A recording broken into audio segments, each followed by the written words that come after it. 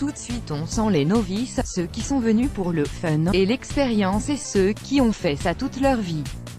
Dans le vestiaire prêté par le palais de Tokyo, alors que les vieux routiers militants du naturisme libre, membres de l'ANP ou de la TNEL, font sauter chemise et short, deux amies sont encore hésitantes. Juliette et Rebecca ont une vingtaine d'années, et sont toutes les deux étudiantes, l'une en cinéma, l'autre en lettres modernes. Elles ont laissé tomber le haut, enlevé leurs pantalons et se regardent, en culotte, gloussant vaguement, mi-gênée mi-vantarde. Vas-y, toi, tu vas le faire, c'est trop bizarre. Elles sont venues, confesseront-elles plus tard, quand cette timidité des débuts aura cédé la place à une aisance amusée, pour essayer, dit l'une, parce que, ça m'a trop éclaté quand j'ai vu ça sur Facebook, dit l'autre. Plus tard, elles riront, beaucoup, un peu trop fort. Mais pas encore. Et puis Juliette se décide, enlève sa culotte, la jette dans son sac et s'assoit vite sur un des canapés du vestiaire, en croisant bien les jambes. Rebecca aura plus de mal, et ne se délestera de l'ultime bout de tissu que quand, vraiment, il faudra y aller. Militant du naturisme urbain, nul ne se doutait en lançant cette galéjade non dénuée d'arrière-pensée prosélyte qu'elle prendrait cette ampleur. Depuis 2 ans, la très active ANP et Association des naturistes de Parisé multiplie les initiatives en faveur du naturisme urbain, obtention de la zone naturiste du bois de Vincennes, ouverte cette année pour 6 mois, ouverture du restaurant naturiste, au naturel, organisation régulière de bowling naturiste. Et aujourd'hui cette proposition, née à l'initiative du Palais de Tokyo, de visiter à nu pendant une matinée les expositions en cours. En cas de succès, un win-win pour le musée, c'est un buzz mondial pour le naturisme, une nouvelle fissure dans le mur dressé par les nudophobes, ceux qui à l'instar de la loi continuent d'assimiler nudité publique et exhibition sexuelle. Le succès a été là d'emblée, en moins de temps qu'il n'en faut à Beyoncé pour remplir le Stade de France, les 161 places proposées sur Facebook ont été réservées, et 30 000 personnes ont manifesté leur intérêt.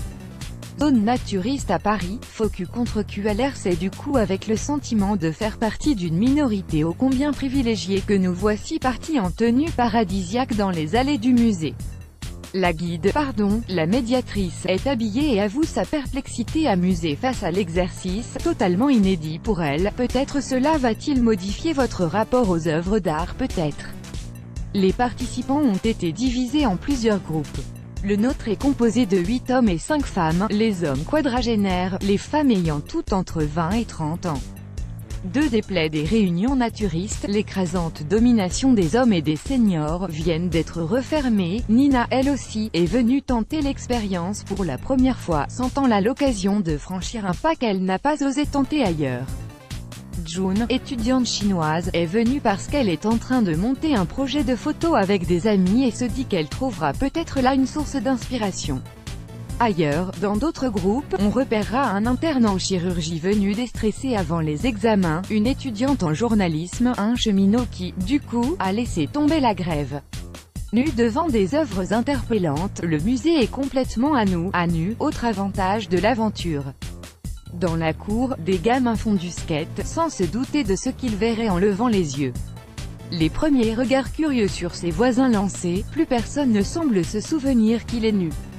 June s'accroupit devant l'épreuve de Neil le Bouffa, se penche sur elle, les touche comme l'artiste l'y invite.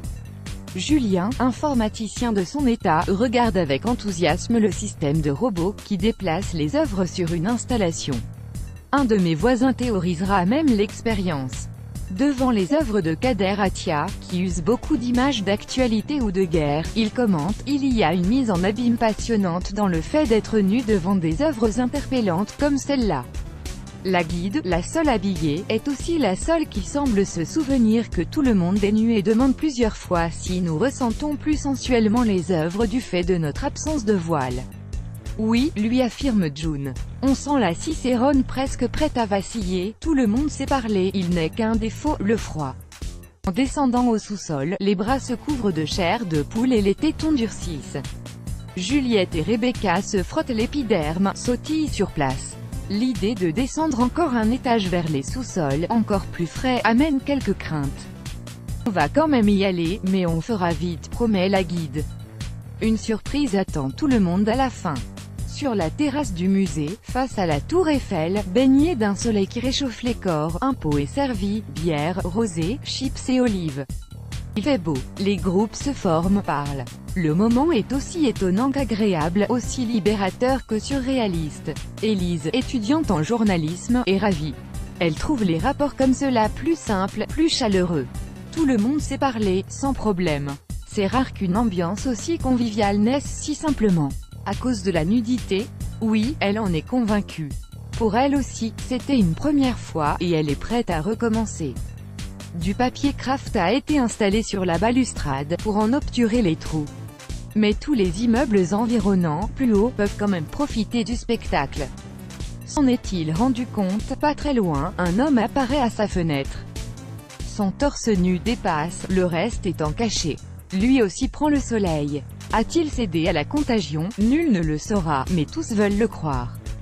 Un art de vivre du quotidien. Laurent Louft, président de l'ANP, vient féliciter les participants. Petite séance photo, pas de selfie, les téléphones sont restés au vestiaire.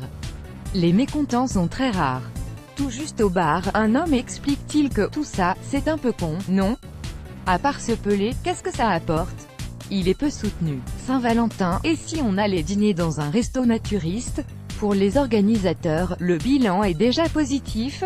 On a prouvé que la nudité était possible partout, qu'elle est un art de vivre du quotidien et pas seulement une attitude balnéaire, se félicite Julien Claude Pengri, l'une des têtes pensantes de l'ANP, déjà branchée sur l'organisation de la Fête de l'art de vivre nu, qui aura lieu à Paris au point éphémère, les 8, 9 et 10 juin. On se quitte comme de vieux amis, ou presque. Les mails s'échangent. On se promet de se revoir, d'aller ensemble à la piscine naturiste.